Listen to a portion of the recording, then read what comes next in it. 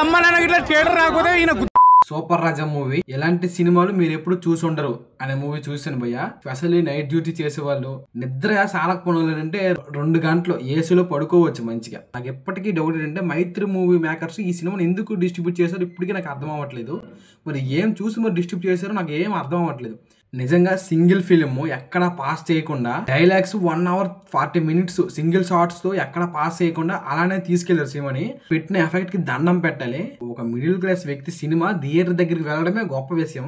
ఒక మంచి అచీవ్ చేశాడు సూపర్ రాజా. అదృష్టం ఒకేసారి తలుపు కొడుతుంది కదా, సో దాన్నే మిస్ చేశాడేమో అన్నట్టు అనిపించింది నాకు. సినిమాని చూసిన వాళ్ళు మధ్య నుంచి వెళ్ళిపోతున్నారు. మోటో వాళ్ళకి చేస్తున్నట్టు సినిమా మొత్తం ఉంటుంది, బైక్ మీద అలా తిరుగుతూ ఉంటారు. సాగ తీయడానికి ఇంకా అలాగా అక్కడక్కడ ఆపడము, అక్కడక్కడ ఏదో చేయడము, ఫస్ట్ స్టాప్ చూడట్లేదు వెళ్ళిపోతున్నారు. ఒక్కసారి ప్రజలకి నమ్మకం పోయిందంటే మరి తర్వాత దేకైనా దేకరు. కానీ ఇలాంటి సినిమా ప్రమోషన్ చేసింది అన్నట్టు నాకు అనిపించింది.